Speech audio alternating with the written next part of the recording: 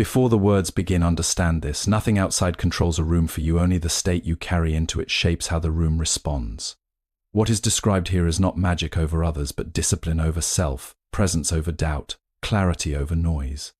There was once a teaching passed quietly among those who lived simply, far from noise and attention. It spoke not of power over people, but of power over one's own energy before entering the world. The body was treated as a vessel, and water was treated as remembrance. It was said that before the day begins, when water touches the skin, the mind should also be washed. Not only dust is removed, but hesitation, fear, scattered thoughts, and the need for approval. In that moment, standing under flowing water, a person is not just cleaning the body, they are resetting the spirit. The practice begins in silence. No rushing, no distraction, no divided attention. The water is allowed to fall naturally, and with each drop, awareness is brought inward. The breath slows. Thoughts that do not belong are noticed and then allowed to pass without attachment. In this way, the shower becomes a threshold, not a routine, but a passage from confusion into clarity. He was taught that while the water flows, one should remember 3 simple inner truths. First, I am here. Not in the past where regret lives, not in the future where fear grows, but here fully present, unshaken. Second, I am clear, meaning the mind does not need to carry every voice, every opinion, every expectation. Clarity is not having more thoughts, but having fewer that matter.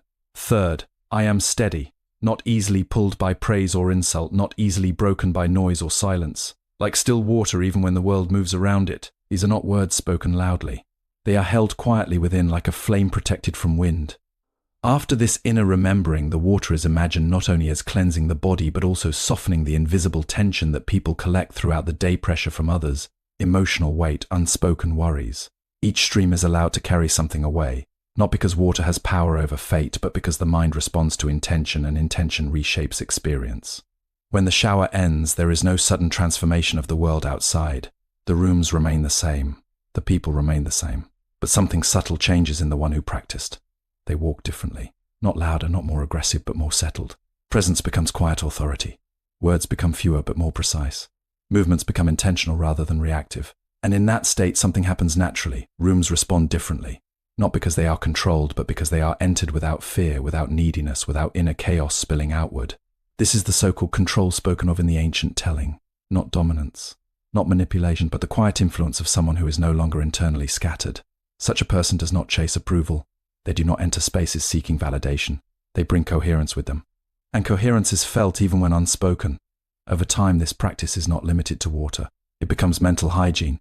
Before speaking, there is a moment of awareness. Before reacting, there is a breath. Before entering any situation, there is a return to steadiness. And slowly the world appears less overwhelming, not because it has changed, but because perception has become clean. So the teaching ends where it began, in simplicity. Stand under water, be present, release what is not needed. Remember what is true and walk forward without carrying yesterday's noise into today's space. There is no need to force control over any room. When the mind is clear, presence itself becomes enough. Shower as a mental reset, not just physical cleaning. The shower is described as a symbolic space where not only the body is cleaned, but mental clutter, stress, fear, and emotional weight is released to restore inner balance. The idea begins with a simple observation. Most people enter their day already scattered. Thoughts are divided between memories of what went wrong yesterday and concerns about what might happen next. In that divided state, even ordinary situations feel heavier than they are. The practice described here is not about changing the outside world, but about changing the condition you bring into it. When standing under water, something subtle happens if attention is placed correctly. The mind stops jumping forward and backward for a moment and starts to settle into direct experience. The sensation of water on the skin becomes an anchor. Instead of thinking about dozens of unrelated things, awareness narrows into one continuous present moment. This is not forced concentration, it is gentle return. Each time the mind wanders, it is brought back again without frustration. In this state, the body and mind begin to loosen internal tension. Many people carry stress without realizing it: tightness in the shoulders, shallow breathing, a sense of urgency that has no clear source. The shower becomes a place where this invisible weight is acknowledged and released, not through struggle but through allowing. The water becomes a reminder that everything temporary can pass through without being held. As this continues, the mind is guided toward a quiet internal reset. Thoughts that are unhelpful are not fought with or judged, they are simply recognized and allowed to fade. This creates space. In that space, clarity begins to appear naturally without effort. The mind becomes less crowded, and when the mind is less crowded, perception becomes sharper. It is in this clarity that the simple affirmations begin to matter. I am here is not just a phrase, it is a correction. It brings attention back from distraction into reality. I am clear removes unnecessary mental noise, reminding the mind that it does not need to carry everything at once. I am steady builds emotional balance so that external situations do not immediately shake internal stability. These are not magical words, they are directions for attention. Over time, this practice changes how a person moves through the world. After experiencing even a few moments of internal stillness, reactions become less automatic. Instead of responding impulsively to stress, there is a pause. That pause creates choice. In that choice, behavior becomes more intentional. When someone carries this steadiness outside the shower, it is noticed by others, even if they cannot explain why. The person is less reactive, less scattered, and more present in conversation. They do not chase approval or over-explain themselves. Their presence feels settled, and settled presence often creates a natural sense of respect in social spaces. This is the deeper meaning behind the idea of controlling a room. It is not about dominance or influence tactics. It is about not being internally controlled by fear, insecurity, or distraction. When those internal disturbances reduce, the way a person enters any environment changes. They are no longer carried by the room, they carry themselves. Eventually, the practice extends beyond water. The same awareness used in the shower begins to appear in ordinary moments, before speaking, before reacting, before making decisions. Life becomes less about being pulled in every direction and more about moving from a centered place. In this way, the simple act of standing underwater becomes a daily return to clarity, where presence is rebuilt again and again, until it slowly becomes the natural state carried into every room, every interaction, and every moment. Presence over past and future thinking. A key teaching is to remain fully in the now, letting go of regrets about the past and anxiety about the future, creating a stable and grounded mindset. When the practice is continued beyond a single moment and allowed to settle into habit, something deeper begins to unfold in the mind. At first, the shower is only a short pause in the day, a brief break from noise. But with repetition, it becomes a kind of training ground for awareness itself. The mind slowly learns that it does not need to stay tangled in every thought that appears. It can observe, release, and return to stillness again and again without resistance. In this process, attention becomes more refined. Instead of being pulled immediately by memories or expectations, there is a growing ability to notice thoughts as they form. This noticing creates distance, and in that distance, identification weakens. A thought is no longer an instruction that must be followed, but simply an event passing through awareness. This shift may seem small, but it changes the entire quality of experience. Standing underwater, the body becomes the point of grounding. Sensation replaces mental noise. The sound of water, the temperature on the skin, the rhythm of breathing, all of these become reminders that life is happening now, not in abstract worries. When attention rests here, the nervous system begins to settle. The urgency that often dominates daily life starts to lose its grip. In this calmer state, the inner affirmations take on a different depth. I am here becomes a return to reality whenever the mind drifts into imagination or fear. I am clear becomes a refusal to carry unnecessary mental weight, especially thoughts that do not lead to action or understanding. I am steady becomes a foundation, especially when emotional fluctuations arise. These are not repeated as mechanical phrases, but as gentle corrections of awareness. As days pass with this practice, subtle changes begin to appear outside the shower. Conversations feel less pressured. Decisions are made with more space and less urgency. There is less need to react immediately to everything that is said or done. Instead, responses begin to come after a moment of silence within. That silence acts like a filter, removing impulsive reactions and leaving behind more thoughtful expression. This inner shift also affects how environments are experienced. A crowded room, once overwhelming, may feel less chaotic. Not because the room has changed, but because attention is no longer being pulled in every direction at once. There is more stability in perception. The external world is still active, but it no longer dictates internal state as strongly as before. With time, this creates what can be described as a quiet presence. It is not loud or attention-seeking. It does not try to dominate situations or force outcomes. Instead, it simply remains centered. And in that centered state, interactions often become smoother. People tend to respond differently, not because of any deliberate strategy, but because they are meeting someone who is not internally fragmented. This is where the idea of influence becomes misunderstood by many. It is not about controlling others. It is about no longer being controlled by internal disorder. When internal disorder decreases, behavior naturally becomes more grounded, and that grounding is felt by others as stability. Eventually, the shower is no longer seen as the only place for this practice. It becomes a reminder of a way of being that can be accessed anywhere. Before speaking, there is awareness. Before reacting, there is breath. Before entering any situation, there is a brief return to presence. Over time, this repetition builds a new default state. The mind does not constantly fall into chaos before remembering clarity. It begins to recognize clarity as home. And from that place, every room entered feels less like something to conquer and more like something to simply inhabit with steady awareness. 3 core inner affirmations while showering one should quietly focus on. I am here, I am clear, and I am steady to build awareness, mental simplicity, and emotional stability.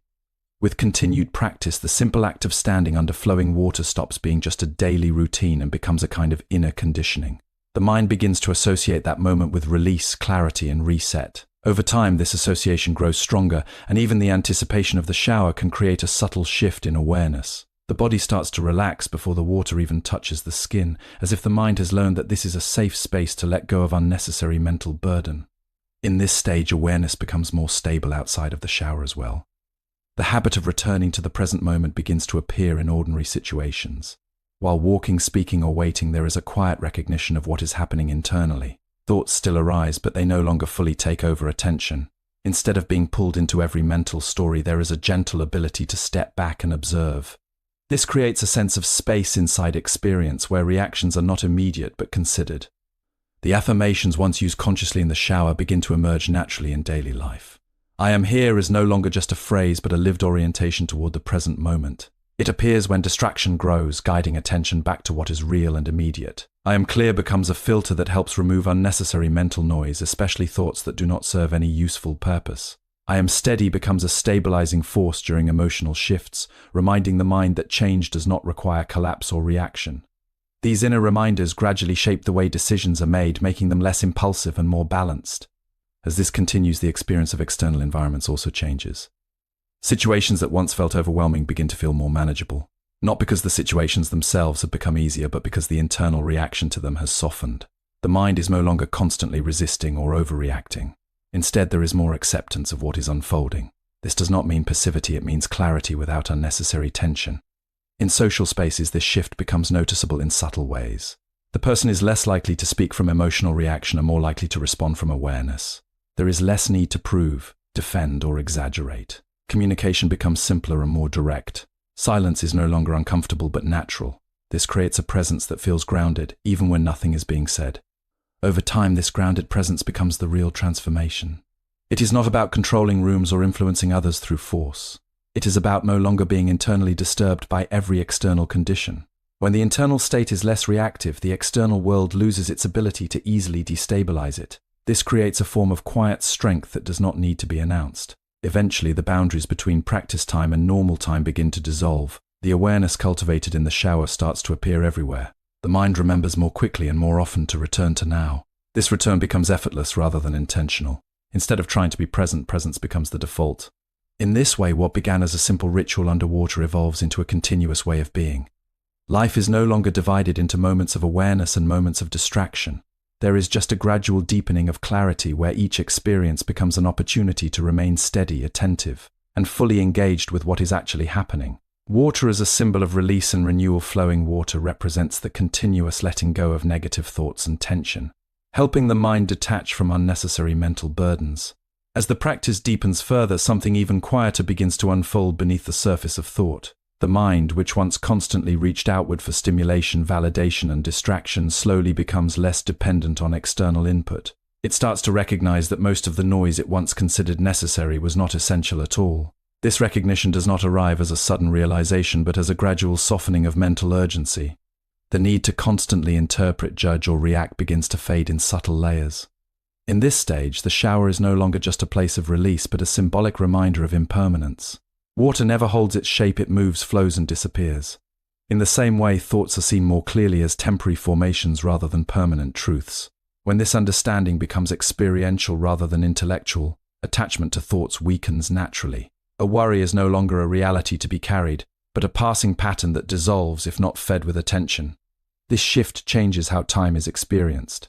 Instead of living mostly in mental projections of past and future, there is a growing familiarity with the present moment. Even during ordinary activities, there are brief but frequent returns to awareness. These returns are not forced, they happen on their own as the mind becomes more trained in noticing when it has drifted. Each return strengthens stability, like repeatedly placing a weight back at the center until balance becomes natural. The inner affirmations also evolve in meaning at this stage. I am here becomes less of a reminder and more of a constant background awareness. It is no longer something spoken internally to correct distraction, it becomes the default recognition of being present. I am clear transforms into a sense of mental spaciousness where unnecessary thoughts simply do not linger as long as they once did. I am steady becomes an emotional anchor that holds even when external conditions fluctuate unexpectedly. These are no longer practices, they become characteristics of awareness itself. As this stability grows, interactions with others begin to shift in noticeable but quiet ways. There is less urgency in communication. The need to fill silence disappears. Words are chosen more carefully, not out of hesitation but out of clarity. The mind no longer feels pressured to respond immediately to everything, and this delay, this small pause, changes the quality of expression. Responses come from observation rather than reaction, and this creates fewer misunderstandings and less emotional friction. Environments that once felt mentally chaotic begin to feel less intrusive. The same noise, the same movement, the same activity is still present, but it no longer invades internal space in the same way. Awareness remains anchored even while attention moves. This is an important distinction. Engagement with life continues, but entanglement with it reduces. There is participation without absorption. At this level, the idea of controlling a room is naturally understood differently. It is no longer associated with influence over others or shaping external outcomes.